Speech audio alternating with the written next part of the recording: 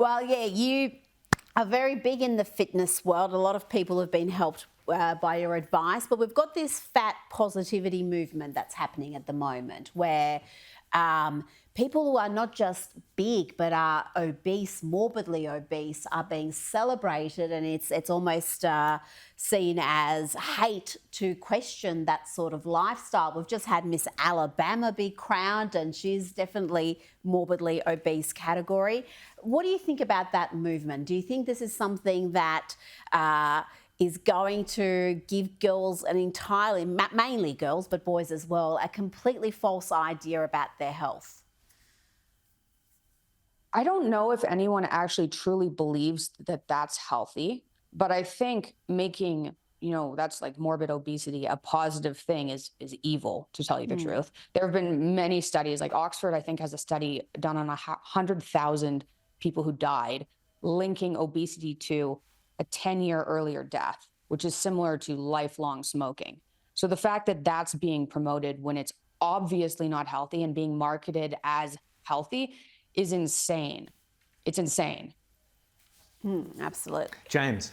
But just to pick up on that thread there from Rita, there was an amazing piece. We've seen pieces like this before in The Guardian the other day, which said that, working out may be good for you, but it will also make you more right-wing. And there, of course, also been lots of studies out there that show that people who are, broadly speaking, conservative are psychologically more happy, less neurotic than people on the left. Is there on the left kind of a push to keep people unfit, unhappy, miserable, and therefore also, hopefully for them, on the left?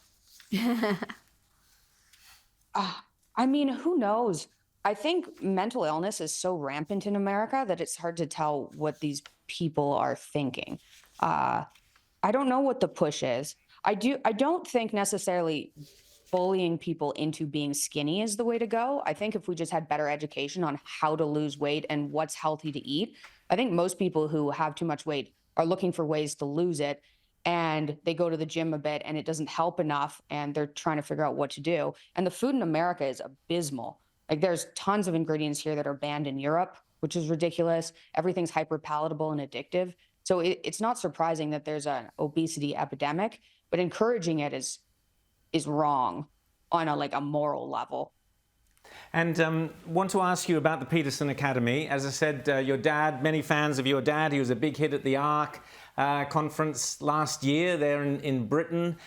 He was very popular when he was out here in Australia. I hope we see him out here again. And I know you're in charge of organising that, Michaela. So can you put a spot for Jordan to come out to Australia in his diary?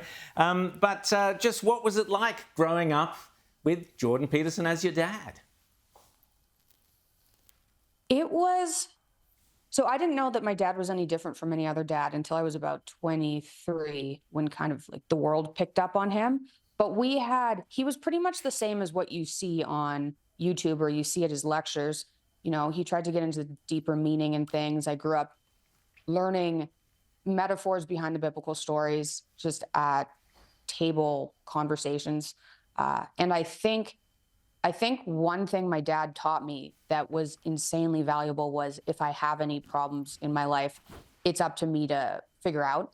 And I can't blame other people for hardships that I'm suffering, which was, I think, extremely relevant because I had severe arthritis and I didn't end up resentful. I ended up trying to figure out a way out of it. And I don't know if I would have done that without my dad giving me those lessons from the age of grade 2. Never use anything really as an excuse. So I would say having him as a dad's been extremely valuable. And then he's opened so many doors of opportunity for me. And I help him try to spread what he's doing and organize his life. And I'm running Peterson Academy now. So we work closely together, but I definitely wouldn't be where I am now without having him there. But how difficult would it be going through your teenage years when you're rebelling, you're argumentative, and you've got Jordan Peterson? We've seen him absolutely demolish seasoned interviewers who've gone in there, research with gotcha questions, and he just demolishes them. So what's it like trying to win an argument against Jordan Peterson across the dinner table? So we'd have, if there was ever a big argument in our family, we'd have sit down at the table until it was sorted out, which could last 3 or 4 hours, and they were pretty stressful. But overall, to be honest, yeah, intense as a teenager. But overall, my dad in person, he's super compassionate, really reasonable. It was my mom that I needed to be worried about growing up. So I'd go to him to sign off on activities, like, can I go out with these friends and things? And I'd go to him instead of my mom. So he's good in interviews, but as a dad, he was kind of a softie throughout my teenage years in ways. Michaela Peterson, great to chat to you. Make sure you get out to here to Australia with your mum and dad.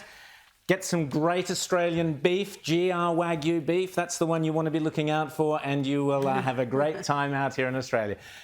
Great to chat to you. Thank Thanks, you. Michaela. And good luck with the Peterson Academy there, which sounds fascinating.